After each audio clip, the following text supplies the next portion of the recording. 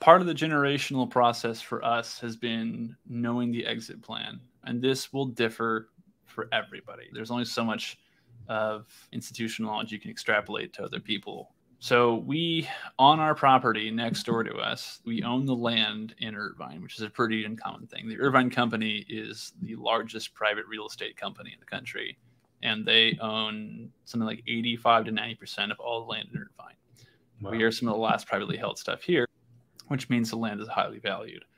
For a lot of centers who own the land, if you're in a populated area especially, you're going to start seeing shifts to things like mixed use, where you're going to have people still want the entertainment, people still want that part, but you're not going to be looking at a traditional center where you just have a bowling center and nothing else. Mm-hmm. Land is too valuable.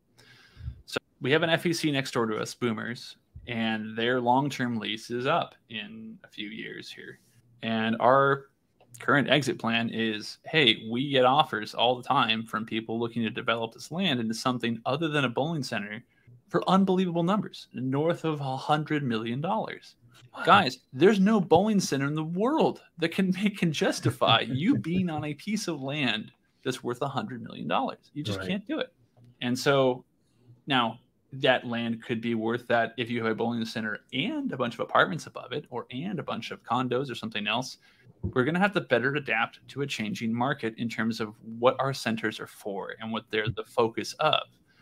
A lot of cities, a lot of places that are being pressured by their states to put in more housing are loving the idea of mixed use as something where you have 20, 30 lanes of bowling on the first floor, or you have some sort of boutique entertainment down there, and then places above that. It gives people something to do. There's more apartment complexes being built out here that have an entire shopping area below that's shopping, it's food, it's restaurants, it's entertainment, and then housing above that, right? It's, again, pardon the cliche, but somewhat European is the idea here because it works. Right? It works well. It lets people have housing that doesn't cost $4,000 a month in rent like it is out here. And it's just, we got to be willing to adapt. So for us, we were all sort of growing up in the process of, okay, look, this next cycle, this next 15 to 20 year lease, when this is up, it's going to be your responsibility to work out how this goes. And so your responsibility. Yes. Personally. So okay. Right now it's me. I'm trying to loop my brother in more on it and shove some of it off on him, but I get phone calls a couple, 3 times a month at least. Hey, we know you have the land. We'd love to come out and make a deal. We want to make this happen. It's okay. And you have to go through and explain the whole process and have this negotiation bit ready to go.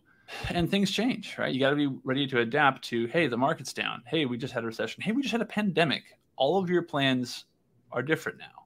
And so for us, it was working through that and kind of keeping an eye on things. And we're back to the regular process. We have a few more years.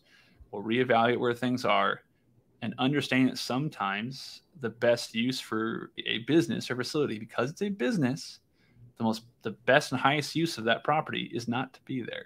And that's always have an exit strategy. When do I pull the plug?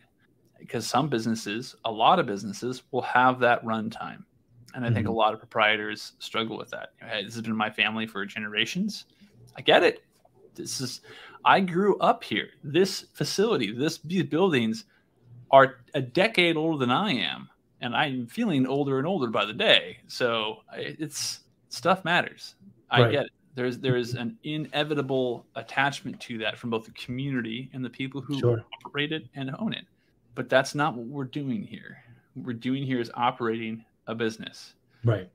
And balancing that with what is ethical and healthy is always pertinent. But what are we supposed to be doing here? And I have a responsibility to all my other partners. I have a responsibility to make sure that this is what is best for this facility and this company. So for us, we have an exit plan. We know what we're going to do. And in the meantime, we're not slacking off. We're not, oh, you know what? We got 3 or 4 more years. We'll ride this out, bump our salaries, and just be done with it. Yeah. We operate, we're going to run another 10 or 20 years because that's what helps us be the best where we're at. Right. And so we have a great center. We have a great staff. Our customer base is awesome. We just get to keep going, and we keep churning out cash to everybody because that's what we're here to do. But it's easy to get caught up in either end of it. It's easy to get caught up in look how close that is. I'm just not going to bother anymore. Or oh my gosh, this is never going to go away. What are we going to do? Keep the plan going. A, have a plan, and B, keep it going and be ready to change the plan. Do you think that having other businesses outside of the center helps keep in perspective the fact that it is just a business, whereas someone else might be, if that's their only business, that's their baby? Do you think that gives you better perspective? I think so. Again, I think so because that's my experience, right? That's, right. Course. Yeah, but counterfactual. Yeah, right. I'd love to debate somebody who thinks otherwise. I think it'd be a fun conversation to have, but like I can't imagine how it wouldn't, right? I think there is so many similarities between businesses you'd never think about, right? Like when I started doing this years and years ago, I was coming to our weekly Tuesday financial meetings when I was 16, 17, and it bored the crap out of me. It was terrible. These are like 2-3 hour long meetings, and we're in different times now than we were then, where we're struggling to, again, this is 2008, right? Things are bad. We're trying to figure out how to keep things going. We still had a mortgage then, or we had a debt. So it's tough, right? Start that, and then you get better at it, and you get into the business, and you understand, okay, they're just numbers. At the end of the day, it doesn't matter. As long as the numbers make sense and the business is doing well, that's fine. And so then I get roped in to an FEC in Arizona, and I get more involved in the tech end there than I ever wanted to be. But again, same thing. We're in those meetings every week, understanding what we can do with this business to keep it stable and eventually return it to profitability. But this is kind of what my direct family gets called in to do a lot of times. Is we come into businesses where we're either capital partners or we're someone else, and something's going wrong, right? This is the FEC in Arizona. Is when we got there, the previous ownership, who are the managing partners, we're not doing so hot. And we come in and we look at it like a business. It doesn't matter that, hey, this is where this person's family has come every week for the last 5 years. Yeah. That's great. That's a good thing. That means you're doing something right, but you have to treat it like it's a business. And so whether it's that or whether it's the agriculture that we're involved in. My grandfather's first foray into business, aside from being a doctor, was agriculture. He invested in land in California for pistachios, almonds, and that's done very well. And I am now on some of those boards. And I got to tell you, at the end of the day, it's a financial statement. Yes, the industries are completely different. Yes, a lot of the principles we apply need to be adapted a little bit, but the principles remain the same. The way you operate a business, the things you look at for if something's going wrong or needs to be improved are the same. What's your labor? Where's your revenue coming from? How do we clean things up and make this more efficient of an operation? Automation. It's the same things we apply to, and we've been applying since the Industrial Revolution. It's the same stuff we do. The more experience you can have in a diversity of businesses like this, it's not that it's less important to understand this industry.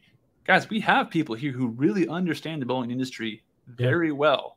Good. That's what they're there for. You hire them, you keep them happy, and you make sure that they stay confident in that because you're relying on them. That's part of the delegation process. That's why you keep good people who know that. We're involved in golf still. My golf game, I'm lucky if I can finish 18 holes. But we have people that know that industry that really well. And our job as business owners and proprietors is to look at that financial statement. It's not to go and drink with the league bowlers. It's not to go and be able to throw a perfect game. Your job, your fiduciary responsibility, whether it's to yourself, if you're a sole owner, great, or to your partners or your buddies or anyone else who's part of your business, is you have to stay on top of that. And that's not always fun. It's not always easy. Some days it's really hard. That's what we're here to do. And if you don't want to have that job, then it's probably time to go do something else. You have to work for someone else. That's part of being the owner. Yeah, for better or for worse. Yeah. Hey, did you like this video? Great. We make 10 of them a week. Subscribe to learn more and keep learning about what's working in the industry. Talk to you then.